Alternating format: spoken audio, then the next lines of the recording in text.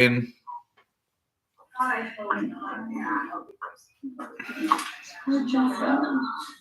You got over Jacqueline. Hi, John. How are you?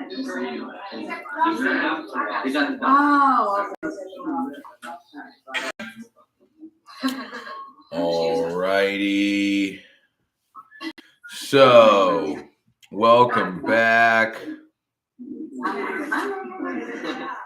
He just came back.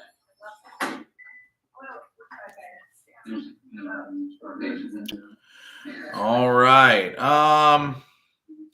We're just gonna jump right back into it. Welcome back. Anybody have any questions, comments, anything about what we had just went over? All right. Excellent. Well, in that case, we are going to move on into trying to identify what does it mean to use prayer for knowledge and the power to carry that out. Let's go ahead, share this screen, get over to the whiteboard, move this over.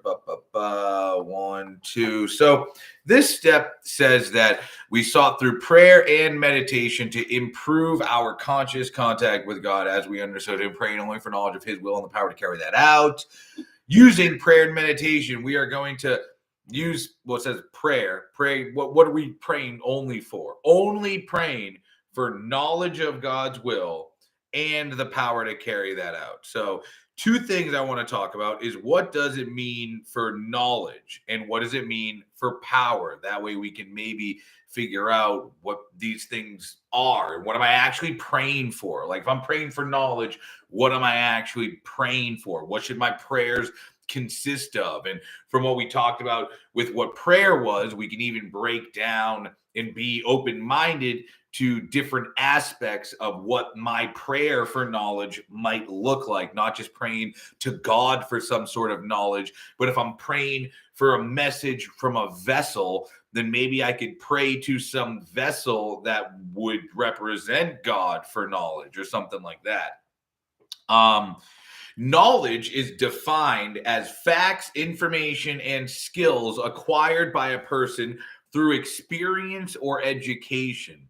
The theoretical or practical understanding of a subject, awareness or familiarity gained by experience of a fact or situation. So, knowledge of God's will. We are trying to gain awareness or familiarity through experience of this is what I'm supposed to do. This is the situation I should go through. This is the experience I should have. This is the information I should learn.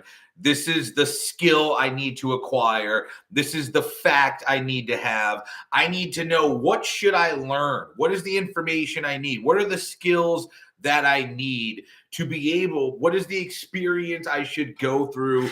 What facts and information about what experience, what education, what do I need to understand? These are the type of questions that we're asking for. We're praying for. Prayer, let's remind ourselves what prayer is. Google to pray.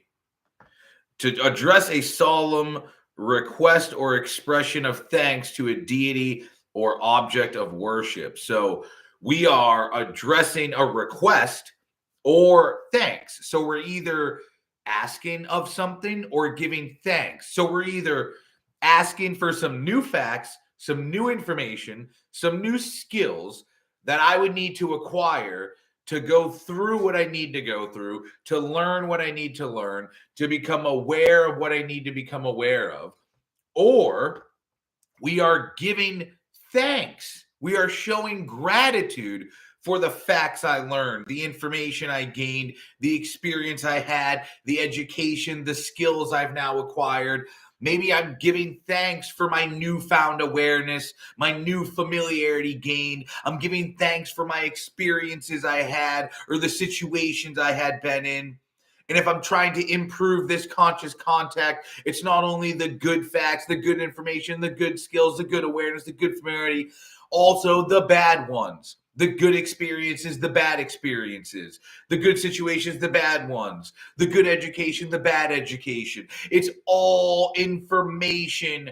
It's all knowledge. It's all facts. It's all caused the possibility of us having these skills or lack of having these skills. This knowledge is going to be passed down by us asking for it.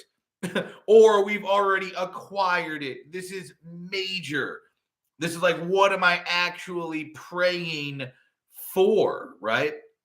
This knowledge and the power to carry that out. What the hell? So knowledge only gets you so far, right? Like, let me ask you this.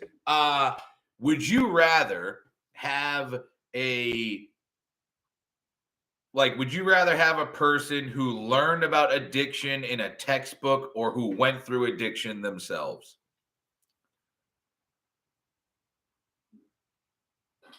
Did you hear that? No, it's a question.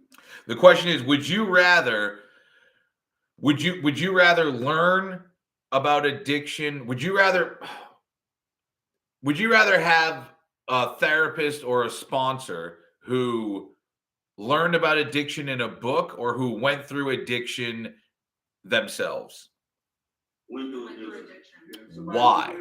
Why is that? Experience. Okay. You better understand what you're going through versus you coming out of the book. Okay. Better relate. And like you said, a book don't talk back. Okay. Anybody else? Life has millions of variables, and so somebody who's gone through it has probably touched on some of those variables that the person who they're helping may have also had. Right. So I mean, learning in a textbook, you may learn the clinical side of things, but you don't know what it feels like, the feeling of addiction too. Is another part of it. Mm-hmm. Are there other? Go ahead. The book don't understand about people having addictions. It just tell you about it. Somebody with experience can tell you because they've been through it. I think only addicts can understand other addicts. Are there other types of people who only understand like veterans feel this way? You know what I'm saying? Anybody a veteran in here? Veterans often say that they would rather receive therapy from someone else who was also a veteran. Are there other things that like it's better to learn from someone who went through it instead of just like the knowledge? Or like, do you need a doctor that went through depression to have a good doctor? Not necessarily. Okay. So, you know, I would take that either way, because for me, I can only speak for me. The addiction, I knew if I didn't stop, it was going to kill me. And I didn't know that I had these options, like come here and get treatment. I didn't know that when I first started. Whereas with depression, for me, the clinical side of it helped me get a better understanding of what I was doing wrong. Gotcha. Once dealt with depression, I kind of stay away from those people because it seems like now when you deal with depression, they want to give you a lot of medications. Mm-hmm. Maybe that's not a problem. And I would rather, teach me how to fix the problem without having to take all these pills. Mm-hmm. Mm-hmm. Is knowledge enough? Is knowledge of how to stay sober enough to stay sober? No, action. Not for me. So that was like a unanimous no. Why do you so it's all right. So let's say you knowledge isn't the only thing you need to stay sober. Do you need knowledge to stay sober? Like, is this let me go back to the definition. Is is the facts, information, skills acquired? Is that knowledge needed? If it wasn't, we wouldn't be listening to you. Okay, so there's two parts Yeah. to it, right? I say that, yes, it's very important. Yeah. You know, Very important. I'm kind of, joking. Are there times that you have had the power but not the knowledge and it wasn't enough? There are times I've seen the knowledge help me understand the situations so that I can break it down and find a more reasonable reaction or path of action, Mm-hmm. making, to make the right decision. Mm-hmm. Like, I remember drinking because I was an adult. You know what I mean? Like, I remember drinking like 20 beers in a night on average because I had the power to. So here I am I have the power, so I do it, having no knowledge about what I'm actually doing. Right? I have the power to do a lot of things, but do I really know what I'm fucking doing? Maybe I have the power to manipulate people. What am I doing? I have the power to cheat on a test. Is that smart? You know what I mean? I have the power to manipulate and show up late or, do whatever. I mean, is that smart? Is that the right thing to do? Is that the fact or information or skill that you want acquired through that experience? Hey, David, Yes. so when I first got here, and I say this often to myself, I came here to just stop drinking. All the other stuff, like what you're talking about today, I didn't even know this shit even existed. You know what I'm saying? I just stopped drinking and I'm good. So all the stuff that you're putting out there and all the stuff that the other therapists are putting out there made me realize that I had more problems. And it was just, drinking didn't cause all that. I don't feel that. Drinking definitely played its part. Mm-hmm. Now that I'm here, I'm learning these type of things, like the meditation thing. Meditation for me was having a drink. That calmed me, it numbed me, and it made me chill out. So I didn't need no meditation. Then, at least I felt that then, but now I do realize that I did need meditation probably more than anything.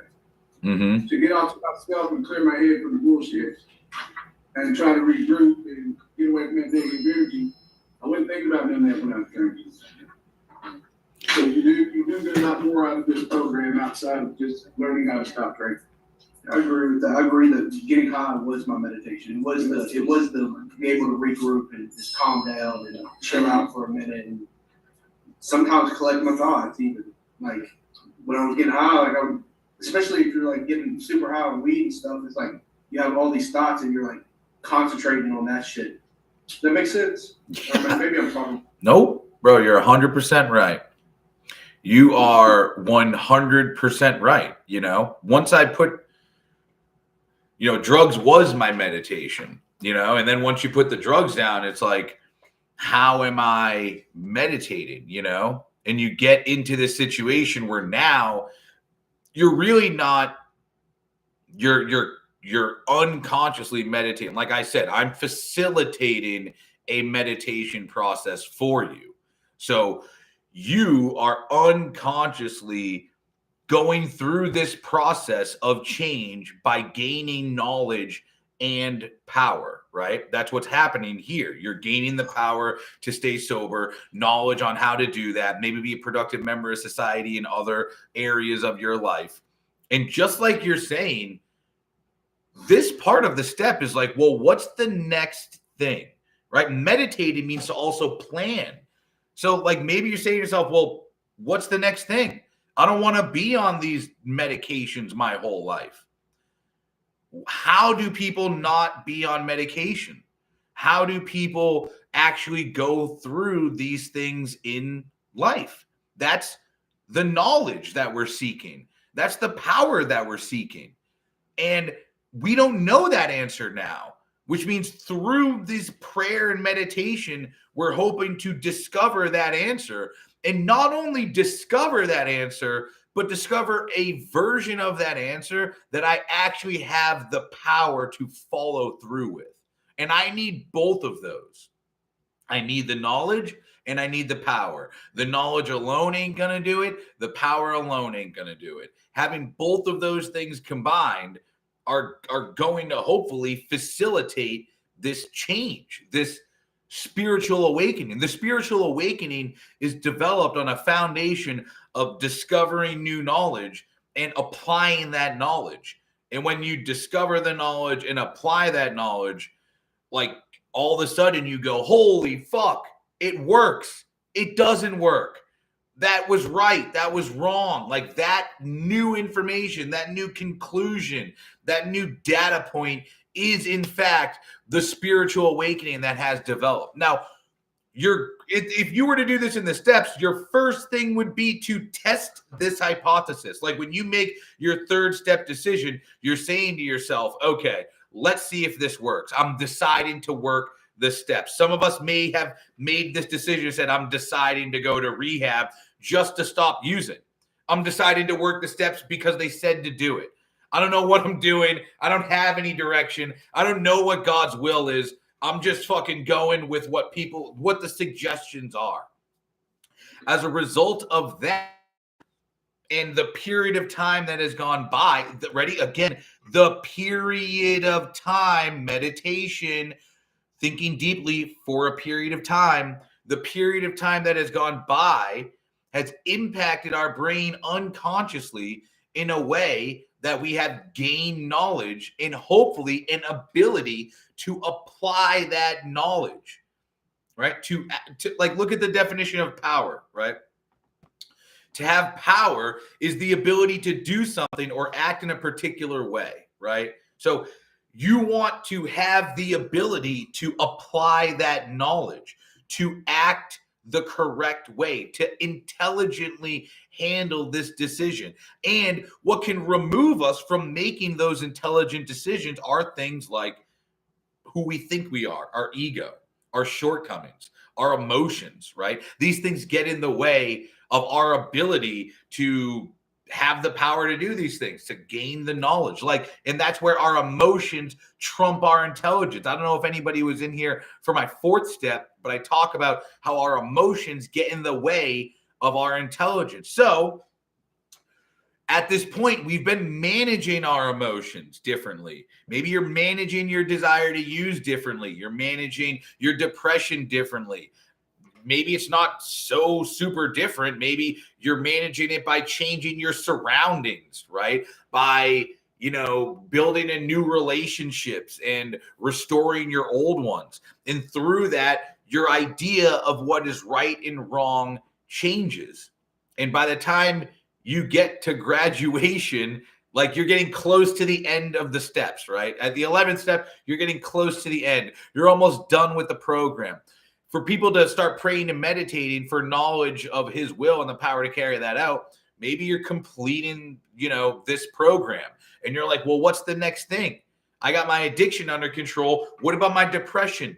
What about my cigarette smoking? What about my shitty sleeping patterns? What about my shitty relationships? What about my diet? What about my exercise? What about my job, my career? What about these things? How do I fix these? What do I do here? What's the next step? That is prayer, questioning.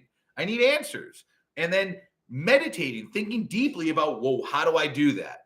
What's the best way that I can go about accomplishing these goals? Gaining that knowledge. Oh, okay, maybe I go to sober living. Maybe I keep on going to meetings. Maybe I get a therapist. Maybe this, that. And you have the knowledge. Now it's the actual fucking power to carry that out. Bitch. Get the fuck up and do what you got to do, dude. What the fuck is wrong with you? Get the fuck up and go apply that knowledge. You can do it. And you see people, their emotions and their character get in the way of them actually fulfilling the power. They say things like, bro, it's like a mile away and I don't have a car. Walk, bitch. What, dude? Some people are like, dude, I don't know what I'm gonna do. Bro, figure it out. Figure it out. Talk to people. Humble yourself. Tell people that you have a problem. Help them. Let them help you, right? Maybe the power you need is to just let people help you. Like, I should allow these people to help me, but you just refuse to let them. Maybe you're like, wow, that's a good suggestion. It's just not going to work for me. Indifference, things like that. Those are going to take us away. I need to have, what's power?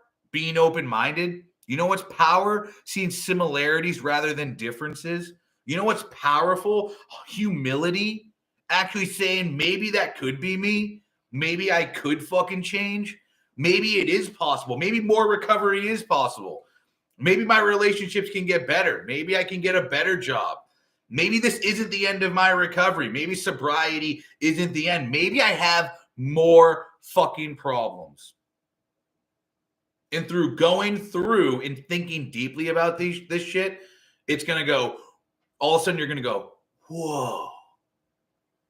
That's the spiritual. When you go, whoa, when you learn something new, when a new perspective is brought into your life, that is a spiritual awakening.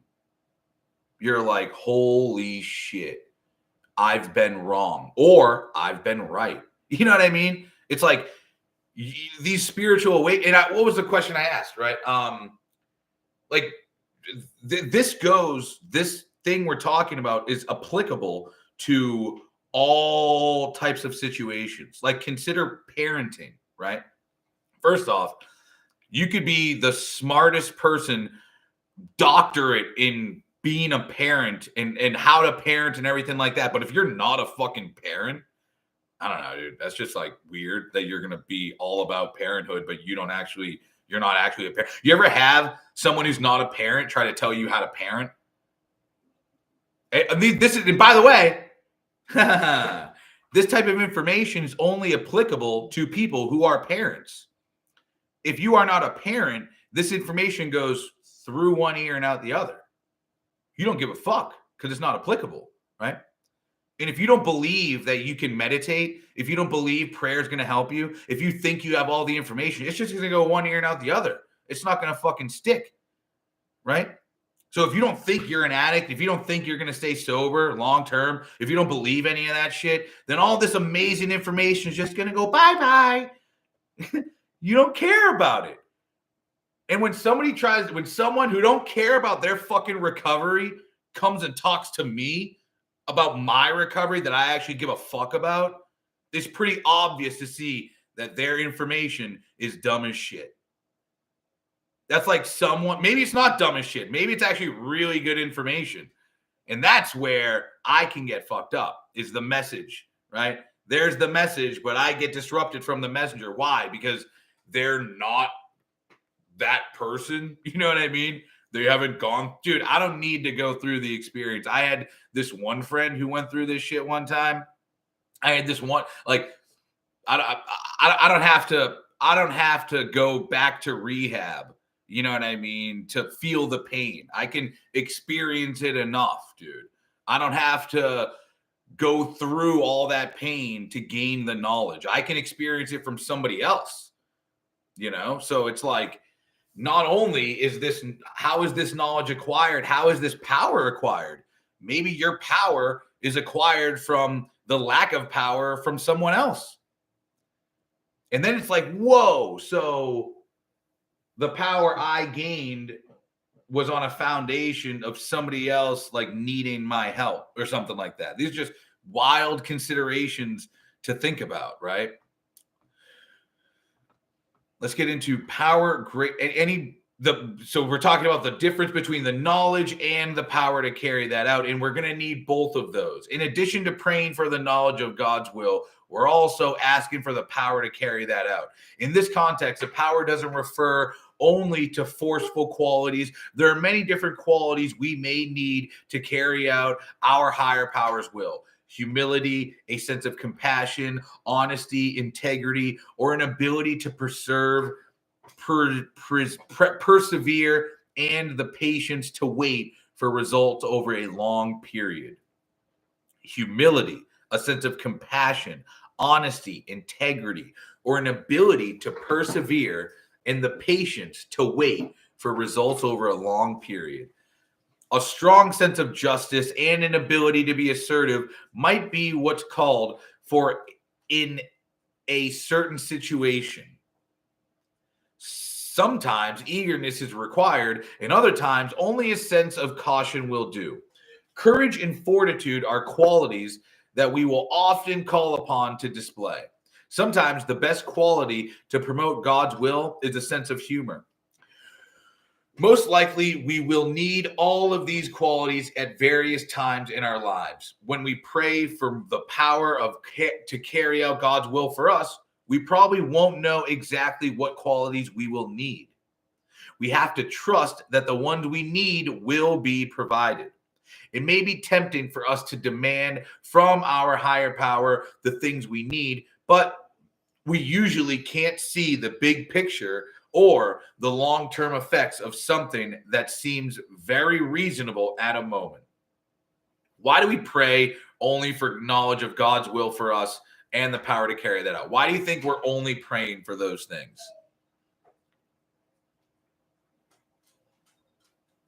Why not pray for a new Maserati?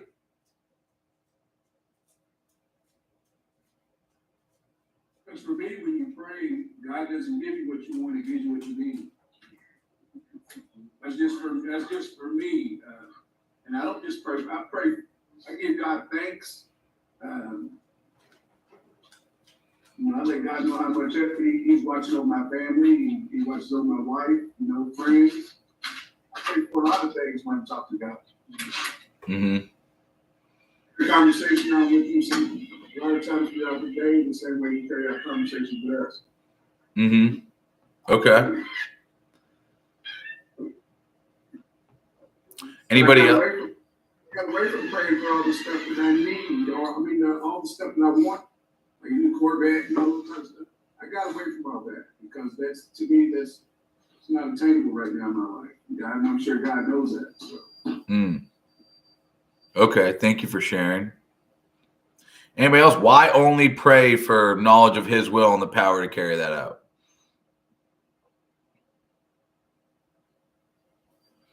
It's almost like that's all that matters. There's our safety, our health, family. Mm-hmm. We don't need them on the running. I like how you summed it up, John. I mean, it's simple. Not what you want, it's what you need. Yep. And go ahead. You don't Sorry. need it. You need to be sober. That's what life is meant to be. So, Everything else. what do you think is the next thing you need to do after you get sober? What's the next journey for you? I'd say find support, sober support. Or I will say that. I feel like I'm lucky and have that support back home. Okay, find some sober support. Anybody else? What do you think your next journey is going to be?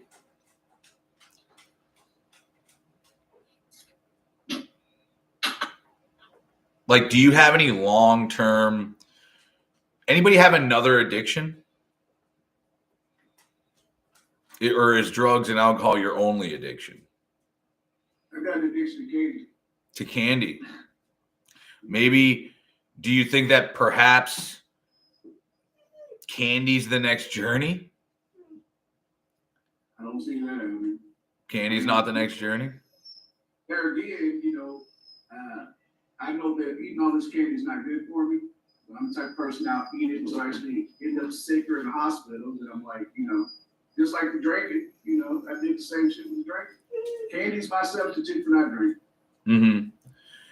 Yeah, I remember I used to smoke cigarettes, and I said to myself, maybe I should start thinking about this. Maybe the next journey I'm on is to quit smoking.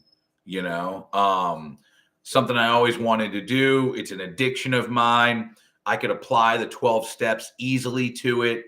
You know what I mean? I could get support from people to do this. It was kind of like a no-brainer for me to go from like when I was in my 11th step to say like, well, what's the next thing? You know what I mean? I want new knowledge. How can I increase my knowledge on what I just learned and improve that contact? And for me, it was cigarettes.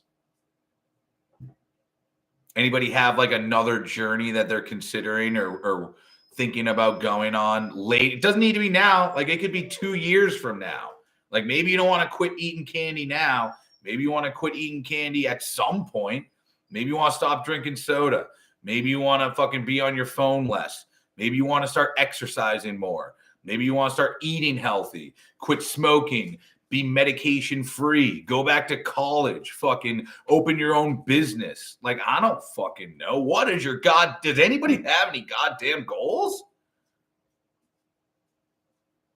I kind of want to go back to school. Fuck yeah. Where do you want to go? I feel like I threw away my first opportunity. And just, I think getting sober and having these tools and having a support group, I might be able to find the actual ambition to do it. And like, how soon is it to start having conscious contact with that knowledge, with that power? I mean, how fucking soon is too soon for you to just go to the fucking website? Look at this shit. Ready? Here, let me show you. This is how easy it is. So a lot of people push their knowledge far out into something unattainable when it's all baby steps, one day at a time. All you gotta do is go fucking like this, go to fucking Google. Where do you want to go to school? I'm not sure. Georgia State. Admissions.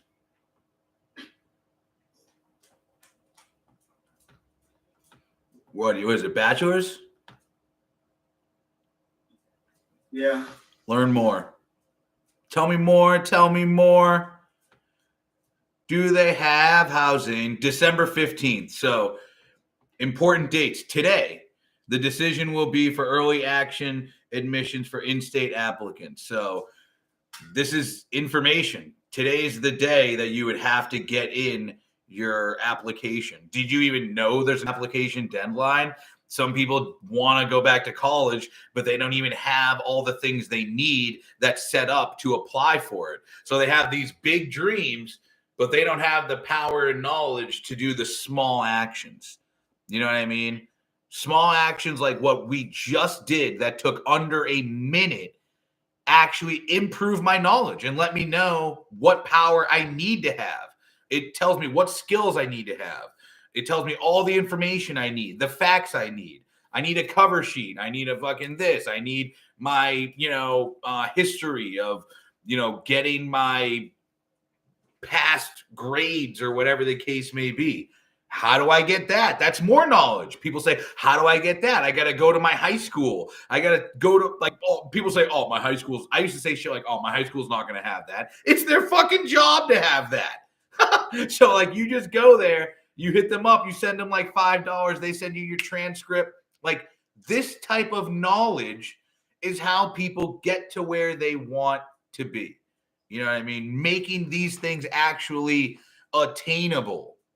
This is why I call my whole fucking company Attainable Dreams, because we have big dreams that we think are not even able to be accomplished, or it's too far away, or I'm not ready yet. Motherfucker, you're ready now. And your dream can be attained by doing these small things on a daily basis. It's going to increase your knowledge. It's going to increase your power and hopefully get to a point where you're like, oh my God, it worked. It actually worked. I meditated. I'm in school. I don't eat candy. I'm med free. Like, holy shit, I'm sober. That is a spiritual awakening where you're like, a light goes off and you're like, what? I can't believe this. Have you ever faced, now I want to get into one of the spiritual principles of courage behind this. Okay. So, because to have the knowledge, to gain the knowledge, to have the power to do all those things needs courage. You have to be fearless. You have to go for it. You got to just, be courageous. You have to see this as safe, right? Like you were saying, when you feel like you are aligned with God, you feel safe. You feel like you're on the right path. You feel like this is a good thing that I should be doing. And then courage and bravery comes to continue. So I want to talk a little bit about that. There's nothing that requires as much courage as trying to live according to our higher power's will when there's frequent pressure to not to. And this goes back to what the young lady was saying. You know what I mean? When we get out of jail, when we get out of rehab, when we get back into these situations, there may be a lot of pressure to not be sober, a lot of pressure to not do these things, to not quit, to not blah, blah, blah, whatever we learned. Not everyone in our lives will be delighted that we've chosen to live our lives on a eat your own food. To live our lives on a spiritual path. We may have family members who are used to us living according to their will and want us to continue. Our growth threatened them. Or we're with some friends who are gossiping. Our efforts to live a program have resulted in us becoming uncomfortable with participating in gossip. Yet we don't want to be self-righteous and start moralizing with our friends. Merely refraining from participating in something like this requires courage. We may lose some friends as we grow spiritually. Like, for you to be in a situation where everyone's drinking, everybody's smoking crack, everybody's smoking pot, and for you to not, first off, you shouldn't even fucking be there. Second off, for you to have to defend your morals means to go against what the norm is. And relationships may suffer as you defend what you now believe is right and wrong. People may look at you like, what, dude? You used to be getting fucked up with us all the time. Who are you? Who is this new person? Almost all of us face some situation in life where we're either being asked to participate in something that is morally reprehensible or keep quiet about it and allow it to happen. It may be truly courageous course of action is to protest loudly, and doing so may have severe consequences. What we do at such a time is a defining moment. We may very well affect the choices we make for the rest of our lives. Have you ever been faced with a situation that required you to stand up for your beliefs at a personal cost? You ever have to do that? Stand up for something that you believed was right against what other people thought was right? You ever have that happen to you? Yes. What does that feel like? Make you feel little. Oh my God. What happened? Tell me the story. I was at a meth house and I was with my friends and I was about to smoke meth and he was like, his mom is a meth head, so he like freaked out and was like, yo, if you smoke meth, I'll fucking fight you right now. Like, don't fucking do it. And like, he got all pissed at me because I was like willing to smoke meth and that would like went against his morals. And I didn't smoke meth, but I almost did. That's a great example, dude. Thank you for sharing. Anybody else have an instance of that?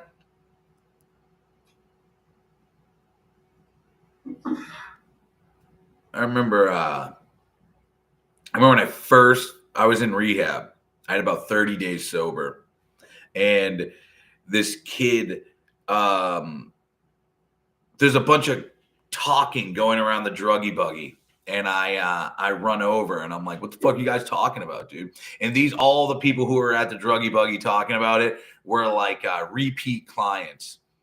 And I'm like, yo, what the fuck are you guys talking about? And they're like, Peyton has a pipe in his bag. They didn't check his bag good enough, and he has a weed pipe in his bag. And I was like, what? I'm like, where is it? And they were like, it's in a Cocoa Pebbles box in his room. I'm like, yeah! I fucking run to the room. I open the Cocoa Pebbles box, and there it is. And I'm like, yo, we're getting high as fuck tonight, dude. And I'm like skipping to the van, bro. I'm like, yo, like we're getting high as shit. I'm so excited. I've been obsessing over drugs for 30 fucking days, dog. And here it is. And I go over to the van and I'm like, yo, so what are we going to do? We're going to fucking, go to the meeting, because we were getting ready to go to a meeting. So I'm like, we'll just go to the meeting, and then when we get back, we'll get fucking high as shit, right? And these are all kids who have relapsed multiple times. They've been doing the shuffle and this and that. And they all look at me and go, what, dude? No, we're going to break it when we get back. And I was like, wait a second. What do you mean we're going to break it? Like we're going to get high? Is it going to show in the drug test? I mean, it shouldn't show in the drug test, should it? And they were like, no, Jimmy, we're going to smash it. And I remember being like, what? Like, why? Why would, and they're like, dude, Jimmy, you're like fucking almost 30 days sober. Like, we're in and I remember being like, so, like you said, you feel this small after something like that, You feel like what you've been thinking is right and wrong is just fucking stupid, dude. And here I am defending my belief. My belief is that it's okay to get high in rehab. What are they going to do? They're just going to tell me that I have to start over again. That's what happened to all you fuckers. I'm looking at all them like all you guys went out, smoked crack for 4 days, and then came right back. I'm like, I'm doing everything right. I can go smoke pot and then just come right back. They're just going to start my rehab over again. And to my shock, they're responding to me saying that, no, that's not the case. You're actually, we're actually staying sober. We're actually going to smash it. I went to the meeting and I was distraught, dude. I ended up taking the pipe and, well, we all smashed it. So we all like snuck out and we took the pipe and we smashed it in the middle of the ground. And bro, that was like the most liberating shit ever, dude. Like that was, yeah, you're good. Do your thing. That was like the most liberating shit ever, smashing it and destroying it. Oh, it just felt so, so good. And how did I respond when I stood up for my beliefs? I mean, I responded upset. I was upset, dude. I was upset that people weren't on board. I was angry, like the meth thing, confused, right? Unsure why it's like going this way,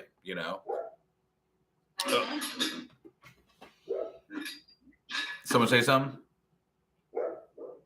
We're just getting these tables out of here. Yeah, we'll take a second. No problem.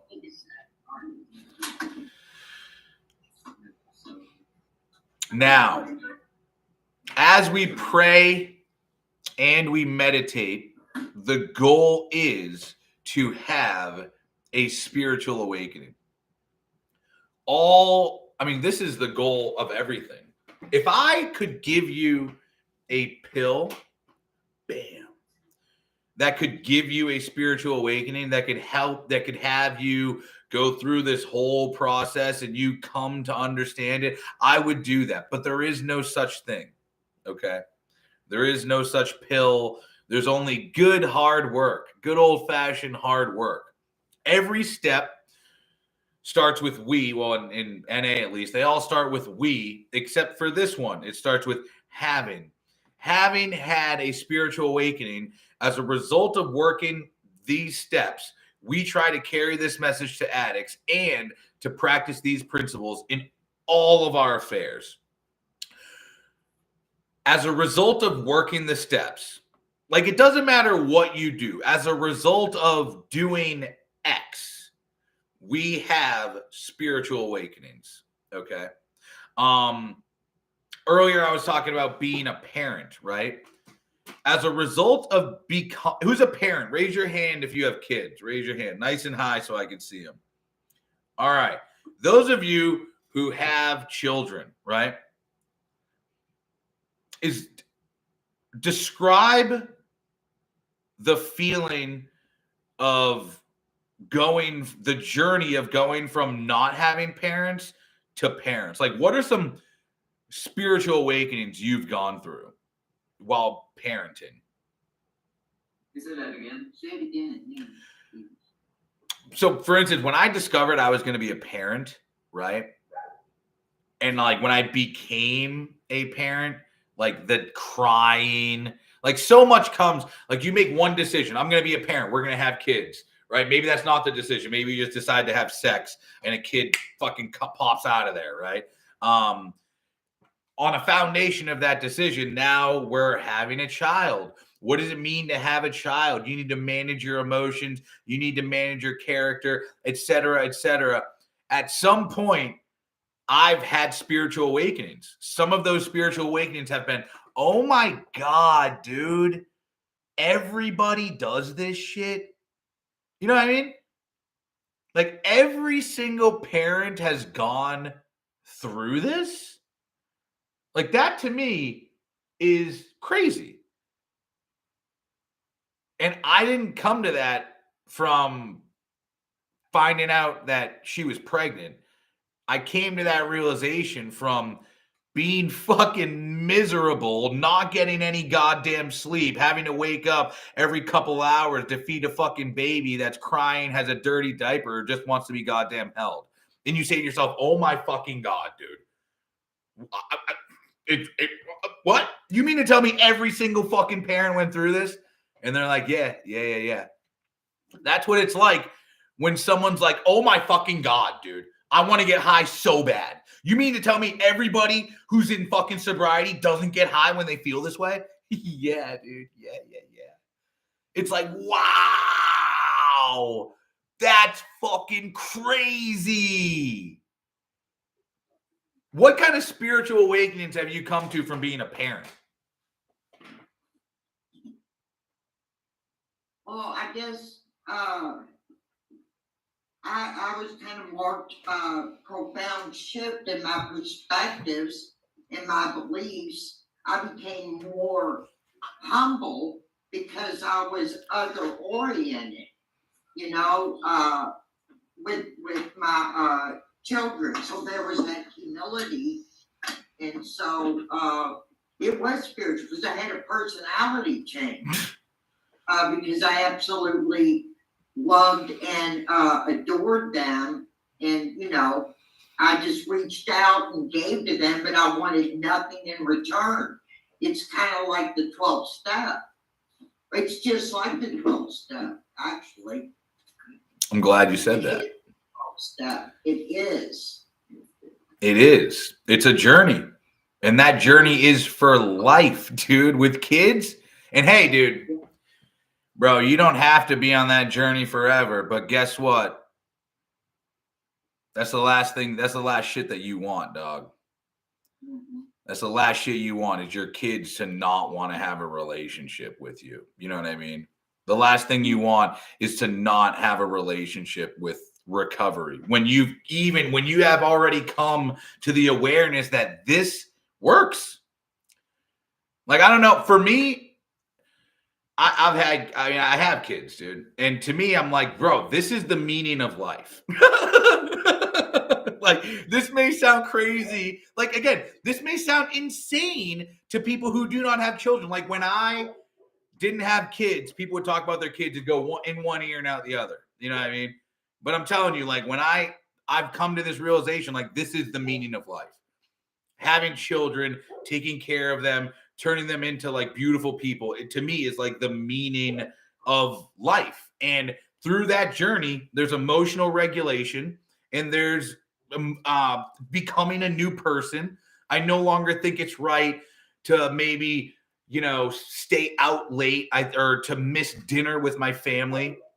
Now, just consider the spiritual awareness that is developed, or the spiritual awakening that is developed on a foundation of recovery. Did you volunteer yourself for recovery, or was recovery just handed in your lap? Did you make a decision and ended up in recovery? You know what I mean? Some people just bang not wanting to have kids. Some people are just going to get high, not wanting to go to jail, not wanting to end up in rehab or shit like that. And that's where they fucking end up, And on that journey, there's managing your emotions. There's not getting high. There is, you become different. Maybe you no longer think it's right to be around those people. Maybe you no longer think it's right to do these things or act this way. And as a result of that, you start to fucking like the person you're becoming. You start to like the results you're getting. You start to see the relationships improve. I start to feel a little bit proud of myself. And in 11th step, you say, how the fuck did I get here? And then 12th step, you say, oh my God, the steps. What? Yo, that's fucking crazy. You're like, that shit works. Oh my fucking God. How? How did that happen? You're like, who the fuck? That's crazy. Like me being like, oh my God, yo, all fucking babies do this shit? Is that what you're telling me, dude? You mean to tell me everybody goes through this? That's fucking crazy, dude. That is a spiritual awakening. And again, you can get that spiritual awakening many different ways, right? I don't need to go through it myself. I can gain knowledge by seeing somebody else have a spiritual awakening, somebody else going through something. And just because, hey, maybe you work the steps, right? Maybe you work the steps and your spiritual awakening is the steps are dog shit and they don't fucking work. But guess what? You got to work the steps to have that fucking opinion. Bam. Right? Going back to, bro, if you don't have kids, how are you going to tell me how to parent? Maybe, now again, maybe the information's right. But this is where we get into the message and the messenger, right? So I have this spiritual awakening, right? I end up as a result of doing whatever I've done. And I try to carry this message to addicts. You don't see me carrying this message to people in line at the grocery store. And what is my message? Is my message the 12 steps work? Is my message the 12 steps don't work? Is my message, yeah, they work if you work them? I'll tell you, there's a lot of people out there who have not worked the 12 steps, but they say the 12 steps work. Like very rarely, even in the people, like you see people who drop out of college and say college is bullshit. You know, that's dumb. Don't go to college.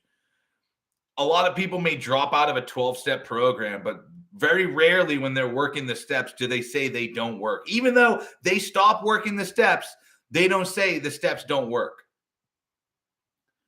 You see someone who's like a relapser, they'll be like, bro, work the steps, get a sponsor, yada, yada, yada.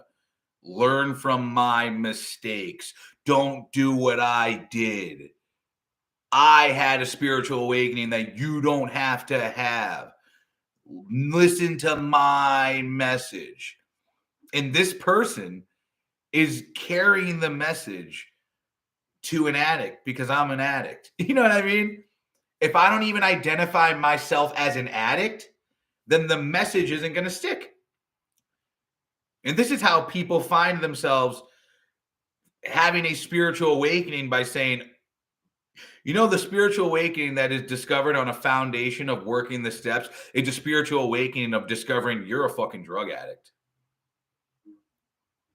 Like that's a spiritual awakening as a result of getting high every day, too much, too often, for who knows how long. And as a result of that, often people go, yo, it's drugs. They go, oh my God, I'm an addict, bro. That's crazy. I thought it was this, that, and the third. I thought it was all this other shit. It's not. It's fucking drugs. That's a spiritual awakening. And how did I get that? On the same way that I say, oh my God, all parents go through this. It's on a foundation of shit, dude.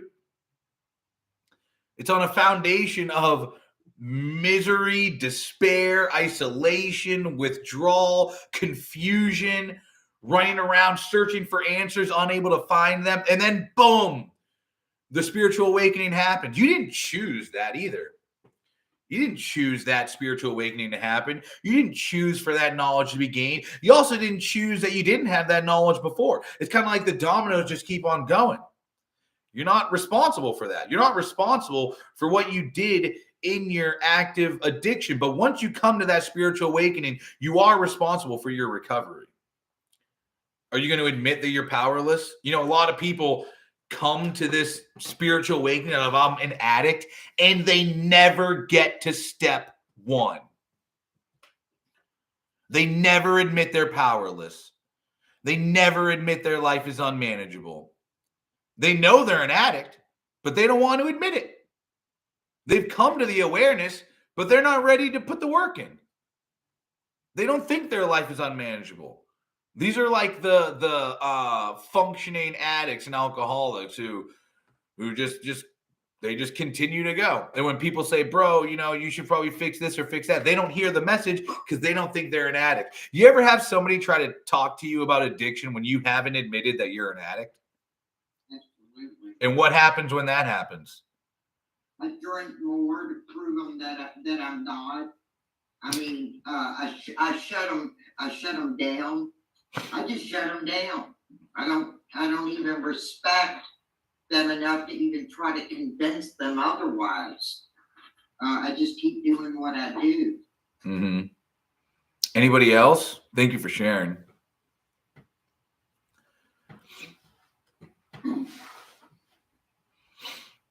What's it like when you're in active addiction and someone tries to tell you you're an addict? Mine was a little different.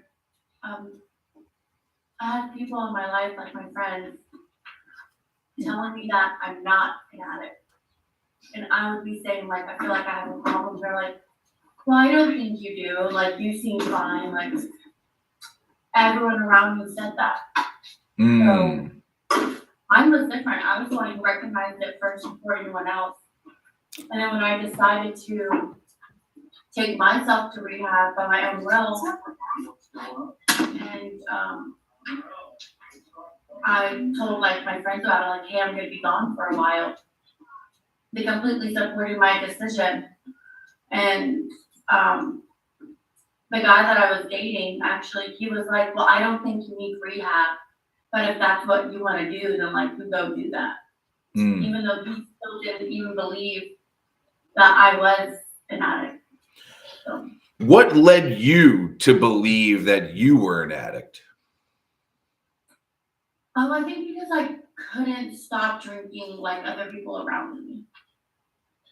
Like, I didn't notice how someone can have one drink and then they don't have to keep drinking. And on the other hand, I had to keep drinking and then I had to drink the next day. And I would tell myself, like, okay, I'm not going to drink today. And then I would drink. And I'm like, that's a problem. Like, that can't be normal. No matter, like, what people around me are saying, like, that just doesn't seem right. Was there a oh, sorry, go ahead. Oh, no, it's okay. I was just saying, it made me realize, like, I have to get help. Was there a specific time you remember that you just accepted it? It was undeniable. You were like, I am an addict. And what was happening at that time? That was right before I went to rehab. Because I tried to manage it for a really long time. I noticed it like a year in advance. And then in that year when I noticed, I took like a 2-week break. And that 2-week break, I was just waiting to have my drink because it was my friend's birthday. I was like, okay, I'm gonna take 2 weeks. On her birthday, I'm gonna drink. And I couldn't wait for her birthday to come up so I could drink. Mm. And then went right back into drinking every day. And then the day before I went to rehab, I was so plastered that I tried to kill myself that night. And the next morning, I didn't know how to go on with my life. I was like, I don't know. I like fully admitted to myself right before I went to rehab, like, I really do have a problem. Like, I am an alcoholic. And it was a hard thing to accept. It was extremely difficult because I was like, now that I accepted it, like, I can't go and have a drink. So. And just consider how what we've been talking about plays into that, right? Yeah. It's like, here you are day by day living this life, trying to figure out what the heck is going on. A trial and error of trying to stop, not being able to stop. It might be the drinking. It's not the drinking. This is meditation. This is deep thinking. This is praying, trying to get these answers. And it gets to a point where we get the answer. Like, we start to see our surroundings different. All of it kind of adds up. And we're like, oh my God. Yeah. And that, like, just consider this, right? That's a major one. Like, we had a spiritual awakening as a result of getting high every day, of going through this process of trying to control it and not being able to. And that ends us up having to admit that we're powerless over our addiction and that our lives have become unmanageable. But it's like, I don't get to, like, sometimes this awareness, going back to the knowledge, sometimes this awareness is painful. I don't think all spiritual awakenings have to be painful. I don't think all spiritual awakenings have to be major. I think you've heard the phrase, you learn something new every day. And if a spiritual awakening is technically learning something new, whether it's a skill, information, fact, new experience, new scenario, new perspective, if I'm taking time to think about those deeply and consider those as my days go on, then I can have a spiritual awakening every day, which ultimately leads to a larger spiritual awakening, right? Like, every day you're learning bits of information, you're learning new knowledge, you're acquiring new power, which gets to the point of being like, oh my God, I'm graduating. I've done it. I'm a year sober. It fucking actually works, or it doesn't work.